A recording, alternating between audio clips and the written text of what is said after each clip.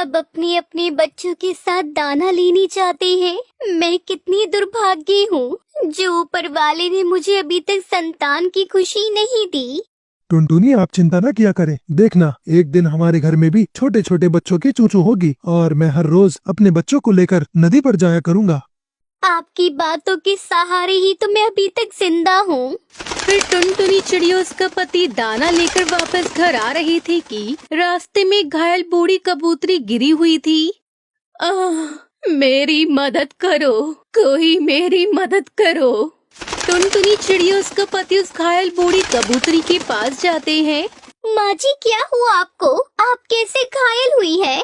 बेटी, मैं अपने बेटे से मिलकर वापस आ रही थी कि एक जालिम चील ने मुझ पर हमला कर दिया और मुझे घायल करके यहाँ फेंक गया। माँ जी, आपका घर कहाँ है? चलिए हम आपको आपके घर तक छोड़ आते हैं। बेटा, मेरा घर बांसों वाले जंगल के पास है। फिर टुनटुनी चिड़िया उसका पति बूढ़ी कबूतरी को उठाते हैं और बांसों वाले जंगल की तरफ चल देते हैं। बूढ़ी कबूतरी अपने घर पहुंच जाती है। माँ जी, ये ले 2 दाने आप रख ले, आपको भूख लगी होगी। नहीं बेटा, ये दाने आप अपने बच्चों के लिए लेकर जा रही हो। बच्चों की बात सुनकर टुनटुनी चिड़िया रोने लग जाती है।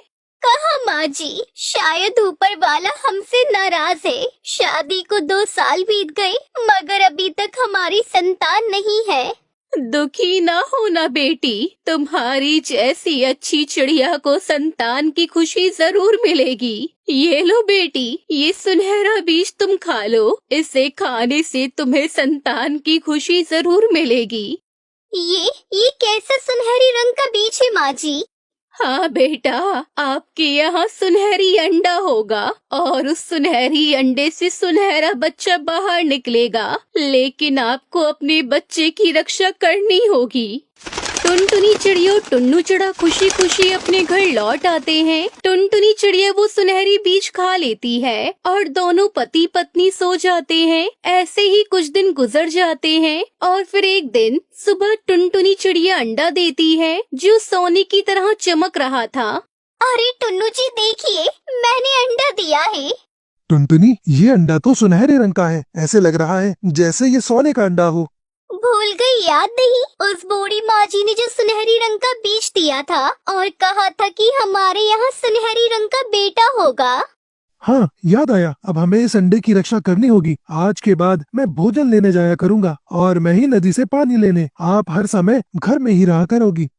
ठीक है, मैं अपने आने वाले बच्चे के लिए कुछ भी कर सकती हूँ।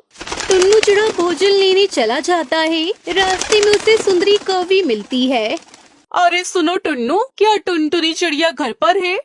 नहीं, वह तो कल से अपनी माँ के यहाँ गई हुई है। सुंदरी कौवी वहाँ से उड़ती है, लेकिन जाते जाते जब वो खिड़की से देखती है तो टुनटुनी चिड़िया अपने घर में बैठी हुई थी और अपने सुनहरी अंडे से बातें कर रही थी। जैसा मेरा अंडा सोने जैसा है, ऐसा ही मेरा बेटा भी सोने जैसा होगा। अरे ये क्या, मैं सपना देख रही हूँ। बान चिड़िया ने अंडा दिया ही तो दिया सोने का। ये अंडा तो मुझे किसी भी कीमत पर चुराना होगा। सुंदरी कौवी अपने घर चली जाती है। कालू, अरे ओ कालू, उस टुनटुनी चिड़िया ने तो सोने का अंडा दिया है। मैं अपनी आंखों से देख कर आई हूँ। अब किसी भी तरह हमें वो चिड़िया का अंडा चुराना होगा। शाम के बाद टुन्नू चिड़ा दाना एक मीठा फल लेकर घर वापस आ जाता है। सुंदरी घर तो नहीं आई? नहीं आई, मगर आप क्यों पूछ रहे हैं? वो मुझे रास्ते में मिली थी। मुझसे पूछा तो मैंने कह दिया कि आप माँ के पास गई हुई हो। आपने ठीक किया। अगर उसको पता चल गया कि हमारे अंडा सोने का है तो वो तो पूरे जंगल में शोर मचा देगी।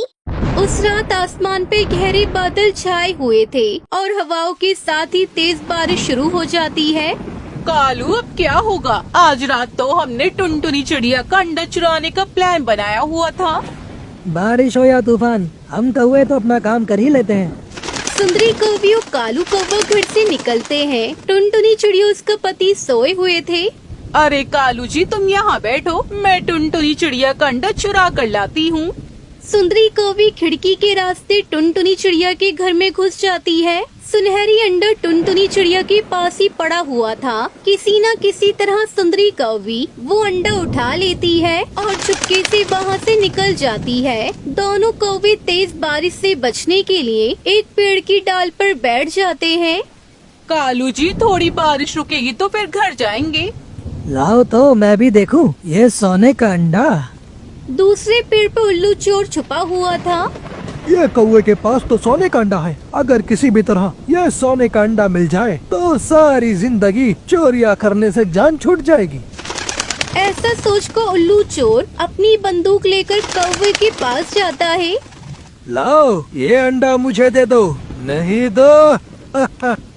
ये कहकर उल्लू चोर सीधी गोली चलाता है। कालू कौवा वहाँ से भाग जाता है और गोली जाकर सुंदरी कौवी के लगती है और सुंदरी कौवी वहीं मर जाती है।